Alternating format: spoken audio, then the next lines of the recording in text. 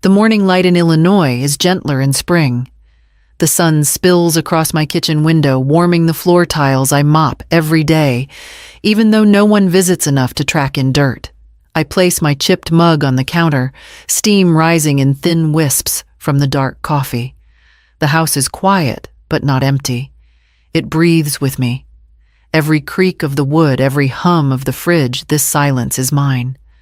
But even peace has a way of remembering. Some mornings like this one, the past returns with sharp clarity. I'm pulled back 5 years to that moment in Ronan's kitchen, where the scent of store-bought candles clashed with the aroma of the tamales I had woken at 4 a.m. to make. It was Christmas Eve. I had wrapped each tamale with care, steamed them just right, brought them over, still warm. It was supposed to be a gesture of love. Instead, it became a memory that clings like smoke. Ronan was scrolling on his phone, seated at the granite kitchen island like a prince in his castle. His wife Cambria perched nearby, sipping some frothy thing in a mason jar that cost more than I made cleaning houses in a day. I placed the dish on their counter and smiled. Ronan didn't look up. "These are homemade," I offered like a child trying to impress. Cambria gave a tight smile. "Oh, we're actually trying to eat clean this week." Ronan finally glanced at the plate, picked one up, took a bite, and then gave me that look, the one that always made me feel 15 again, scolded for wanting too much. "Mom," he chuckled, "these taste like rent food." I didn't understand. "Rent food?" I asked. "You know," he shrugged. "Like the stuff poor people eat." Cambria laughed then. Not a loud laugh, not cruel in volume. It was worse, quiet, dismissive, like I was a stray dog tracking mud on their polished floor. That was the moment. Not the words, not the laugh. It was the way Ronan didn't even flinch when he said it. As if mocking me was as natural as breathing, as if I was less than. I'd spent decades working other people's kitchens until my feet bled. Cleaned baseboards with a toothbrush for women who never learned my name. I took care of dying men who mistook me for their daughters, and I smiled anyway. I sold tamales in church parking lots to pay Ronan's field trip fees, and there he was, smirking over my food, telling me I'd never be more than what I already was. "You own a house?" he added, glancing at Cambria for effect. "Get real." That sentence didn't sting at first. It sank slow and heavy. I laughed with them. That's what I remember most, how I laughed along, even nodded. I folded the foil over the remaining tamales and said, "I'll take these then." No worries. As if I had anything else left to give. That night, I cried quietly in the corner of my apartment. The heater rattled like it was dying. Paint peeled from the ceiling. The sink dripped. But I didn't look at any of that. I stared at my reflection in the window and whispered, "Get real." The truth was, I didn't know what real looked like. I'd never dreamed beyond survival. Until that night. That's when the seed planted itself. No one heard it take root, but it grew. And 4 years later, standing in the backyard of a house with cracked tile and a sagging fence, I held the deed in my hand and whispered back to my reflection, not in a window this time, but in a mirror, hung on my wall. "Now look at me." The day I met Mr. Redman, the winter wind had clawed through my coat like it had a grudge against the poor. I was early as always. The agency told me he needed full-time help cleaning, cooking, light medical support. The kind of job you take when you're too old for hard labor, but too broke to stop working. He opened the door in a thick wool cardigan and mismatched socks. His eyes still sharp despite the rest of him trembling. "Selena," he asked, like, maybe I wasn't what he'd expected. "Yes, sir," I replied, already scanning the floors for where I'd need to start mopping. But he didn't wave me in like I was invisible, like most people did. He stepped aside gently. "Come in. Let's have tea first. It's too cold for work." No one had said anything like that to me in years. That job saved me more than I'll ever admit. Every weekday, I rose before the sun, packed a lunch I could eat with one hand, and drove across town in my beat-up sedan. I cooked him breakfast, folded his laundry, read him the newspaper aloud. Sometimes he'd nod off mid-article, and I'd just keep reading to the silence, to the warmth, to remind myself I still had a voice. One afternoon, when I was scrubbing the base of his bathtub, he shuffled in and said, "You clean like it's a prayer." I paused. It kind of is. He didn't ask what I meant, and I didn't explain. That job paid me less than I deserved, but more than I'd earned anywhere else. And Mr. Redmond treated me like I was made of something precious, not disposable. That mattered more than money. On the weekends, I sold tamales and sweetbread at the flea market. In the summers, I offered to wash windows and pull weeds for the neighbors in my apartment complex. I skipped meals. I wore the same 2 pairs of shoes until the soles gave out. I never bought anything that wasn't gas groceries or rent. I kept a tin under the floorboards with every tip, every dollar saved from saying no to things I wanted. That tin became heavy. Grief had already worn itself into the walls of my life. My husband Elias died of a heart attack in the break room of a manufacturing plant when Ronan was 12. One minute he was making jokes with coworkers, the next minute the world folded. I didn't cry much then. I didn't have time. There was rent due and a boy to feed. I became mother and father, punishment and comfort, paycheck and prayer. Ronan was quiet after that, withdrawn. He started looking at me like I owed him something more than my exhaustion. I worked so he could have shoes without holes. I cleaned bathrooms so he could go on school trips. I lied to the school about doctor appointments just so I could take a shift. I thought all of it would lead to something better for him. Maybe it did, but it never changed how he looked at me. 4 years into caring for Mr. Redmond, he passed away in his sleep. Peaceful. Alone, but not lonely. In his will, he left a small bonus for me, a gesture, not a fortune, but enough to combine with what I'd saved. It pushed me over the line. I bought a modest villa on the edge of town. 2 bedrooms, old Spanish tile, a garden out back already half-grown wild. The ceilings were low. The paint flaked in places, but it was mine. On move-in day, I stood in the doorway with the keys pressed into my palm, the metal warm from my grip. "No one," I whispered, "no one can take this from me." And then I started planting tomatoes. It was a Thursday just after noon, and I had been kneeling in the garden, trimming the basil when I heard the gate creak open. No knock, no call ahead. Just the sound of footsteps and the low buzz of voices growing louder. I stood, wiped my hands on my pants, and turned toward the back porch.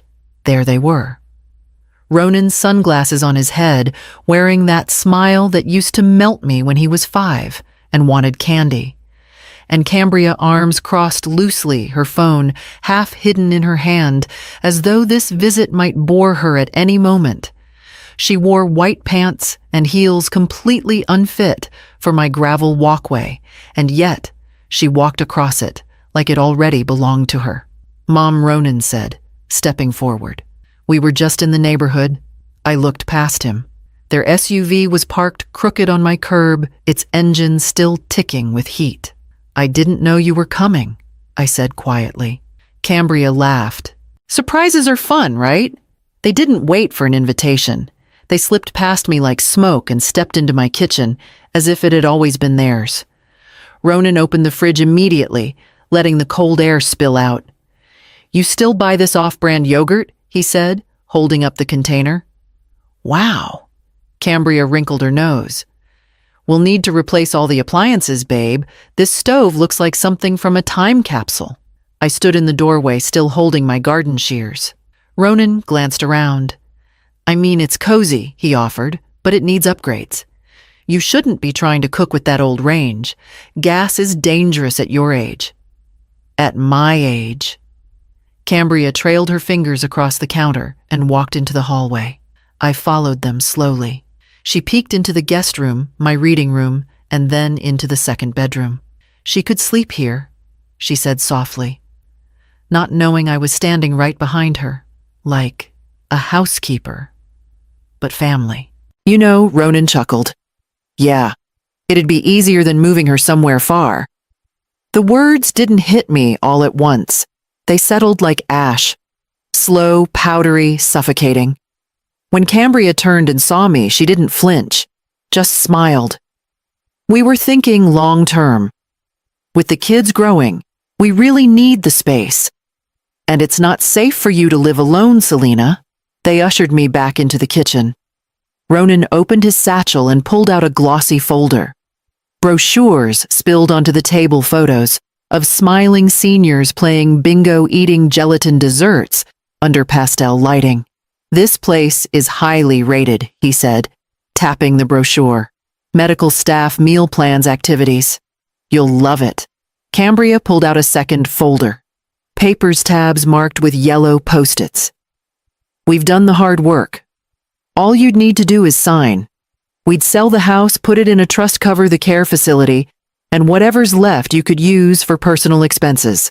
She said it so sweetly, as though this was a kindness, a gift, as if stripping me of my home, my routine, my garden, my independence was something I should thank her for.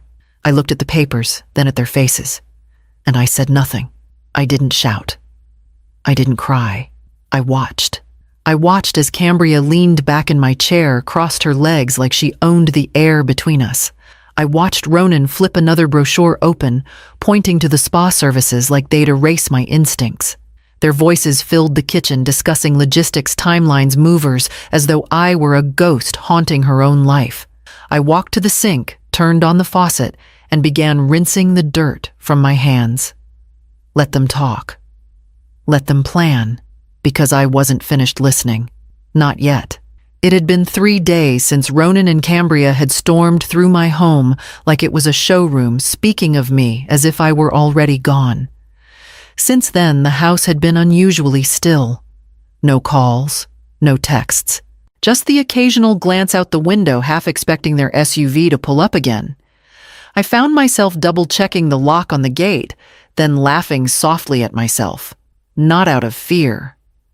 Out of something else. Something harder, sharper. That afternoon, a car pulled into the driveway I didn't recognize. It was clean, polished, but not flashy. A man stepped out, tall, early 40s, wearing a navy suit with no tie. He had the kind of posture that told you he knew how to speak in courtrooms. But his face, something about it stirred a memory I hadn't touched in years. "Mrs. Duarte," he asked gently. "Yes, I'm Darius Redman. My father was Thomas Redman. You cared for him the last 4 years of his life." I set down the watering can and wiped my hands on my apron. "You were the son who visited every Sunday, the law student." He smiled. "And you were the woman who kept him alive longer than any of us expected." I let him inside without needing to ask why he was here. He didn't comment on the mismatched cushions or the scuffed floor tiles. He sat at the kitchen table like he'd been there a dozen times before. "I was contacted yesterday," he said, "by a man named Ronan Duarte. He wanted a consultation on elder guardianship, how to declare a parent mentally incapacitated in order to gain legal control of their assets." I felt the breath leave my body before I even realized I'd been holding it. "He said you were showing signs of confusion." Darius continued, his voice calm but firm. "He was looking into filing a petition to assume legal and financial responsibility for you." He paused, letting the words settle. I told him I'd need medical evaluations, documented evidence, and perhaps even interviews with your neighbors. He said none of that would be a problem. I swallowed. "So he's trying to take the house. Not just the house Darius said, your accounts, your car, everything. If he gets guardianship, you'd lose the legal right to make your own decisions." For a moment, I didn't say anything. I just looked at my hands. The same hands that once held Ronan's feverish body through childhood. The same hands that pulled hair from drains, scrubbed blood from tile-rolled dough for tamales, signed my husband's death certificate, held the deed to this house. I want to fight, I said simply. Darius nodded. Once. Then here's what we do. We set the plan in motion that afternoon. He arranged for a certified geriatric specialist, someone he trusted, to come evaluate me. Quietly. Professionally. I agreed. I wasn't afraid of being seen clearly. My mind was still mine. He also brought small recording devices, one for the kitchen, one for the living room, one for the hallway outside my bedroom. They looked like ordinary home gadgets. He showed me how to use my phone to record if I needed to. Keep your voice calm, he said. Let them talk. The more they say, the stronger your case. Then he asked if I had a will. I said no. By the end of the day, we started drafting one. A legally fortified document that would ensure everything I owned went where I wanted when I was gone. I can't promise they won't try again, Darius said, standing to leave. But next time they won't be walking into a vulnerable woman's house. He paused at the door, looking at me not with pity, but with a quiet kind of respect. They'll be walking into a trap, and I'd be waiting. They came back on a Sunday. I knew they would. Darius had said they'd try again once the silence stretched too long. This time, I saw the strategy before they even stepped out of the car. Cambria was dressed in soft pastels, her hair pulled back neatly. Ronan wore a navy sweater, the kind he always wore for family photos. And behind them, their two children stepped out, each holding a small gift-wrapped box. Guilt. They walked up the path like a parade of good intentions. I had coffee already brewed, my hands steady the recording app on my phone, running silently in my apron pocket. Mama, Ronan said as he leaned in for a kiss on the cheek. We brought lunch. We thought it'd be nice to eat together, just us. The kids were polite. They handed me their gifts, drawings of hearts, a clay dish made at school. My heart clenched. They didn't know. They were tools in a plan they couldn't understand. We sat. I served coffee. Cambria smiled too much. Selena, she began sweetly. We've been thinking more about what we talked about last time. We really want what's best for you. And after what happened last week, we're more concerned than ever. I tilted my head. What happened last week? Ronan cleared his throat. You forgot to turn off the gas, remember? The neighbor had to come tell you. A lie. No such thing happened, Cambria added quickly. And the fall in the bathroom. You had a bruise on your arm. I saw it. My arms were fine. I wore short sleeves that day for a reason. Ronan reached into his bag and pulled out the same folder as before, only thicker now. We've got everything here. The transfer of assets, power of attorney, the arrangements for the senior residence. It's a great place. Safe. Clean. They even have gardening programs. And Cambria added spa days. Bingo. It's like a resort. I sipped my coffee and looked down at the pen he set beside the papers. I picked it up. My hand hovered over the first line, marked with an X. Then I put the pen down. I've also been thinking, I said quietly, and I have something to show you. From the drawer beside the fridge, I pulled out the envelope Darius had prepared for me.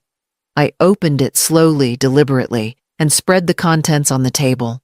First, the medical evaluation, dated, signed, official. Full cognitive capacity, no signs of impairment. Ronan's eyes flicked across the page, confusion rising. Second, the letter from Darius, outlining Ronan's inquiry into declaring me mentally unfit. Cambria went pale. Then the voice recording. I pressed play. Their voices spilled out crystal clear. She can sleep in the small room, like a housekeeper, but family. Cambria gasped. Ronan reached for the phone. I pulled it back. The front door opened, and Darius stepped inside, calm and confident, holding a manila envelope of his own. Ronan Duarte. He said you are formally being served with a cease and desist and notice of intent to pursue legal charges for attempted financial exploitation. and elder abuse. Ronan stood frozen. Cambria rose from her chair so fast she nearly knocked it over. "This is insane," she shouted. "She doesn't even know what she's doing." I looked at her, then at Ronan, and I spoke clearly so even the children would understand. "I'm not your burden. I'm not your victim. I'm not your retirement plan." Ronan's face twisted. Cambria started to speak again, but Darius raised a hand. "We recommend you leave." Now, they did, but not before. Ronan looked back one more time, and I saw it in his eyes, not guilt, not sorrow. Panic. He finally knew I wasn't afraid of him, and he was right. I wasn't. 6 months have passed. The tomatoes are taller now. I added rosemary and a row of wildflowers along the fence. The garden is fuller, like the air around me. I wake up without tension in my shoulders, without that weight behind my ribs. I water the soil each morning and thank it for growing, for holding, for keeping me here. Ronan took the deal. Community service at a senior facility and a permanent mark on his record. Darius said it was the best outcome for me for the grandchildren. I agreed. Not because I forgave, but because I understood what justice needed to look like for me. Quiet, firm, complete. I don't know if Ronan understands the depth of what he tried to take from me. But I saw the photos someone sent them. He wears scrubs now, pushes wheelchairs down long hallways, serves meals to people who remind him of what he was willing to erase. Maybe he's learning something. Maybe not. It's not mine to decide. Word got out about what happened. Not just in whispers at church, but in conversations between daughters and mothers, between neighbors over fences in waiting rooms and grocery aisles. Women I didn't know began showing up at my gate. First one, then another. They came with questions, with papers, with tears. One brought homemade flan and sat at my kitchen table as she confessed that her son had opened a bank account in her name. I started helping where I could. Phone numbers. Legal steps. Emotional permission to say no. You're not selfish. You're not crazy. You're not alone. Darius visits sometimes with updates. He helped me rewrite my will. When I die, this house will go to a foundation that shelters older women with nowhere safe to go. Women like me before this house, before the garden. Before I remembered, I had a right to protect what was mine. Last week I got a letter from my grandchildren. The handwriting was uneven, earnest. They said they were sorry for what happened. That they hoped to see me again when they're older, when they can come on their own. I read the letter twice. Then I folded it gently and tucked it into my recipe box. Let them come when they're ready. I'll be here. The garden doesn't ask for anything except care. It grows anyway. Some days I think maybe I'm like that too, quietly blooming, past the point I thought was possible. This morning I put on my softest shoes, tied back my hair, and stood at the edge of the flower bed with pruning shears in hand. My knees creaked. My fingers trembled slightly. But my back was straight, because at 69, I finally understand this isn't the end, it's the beginning.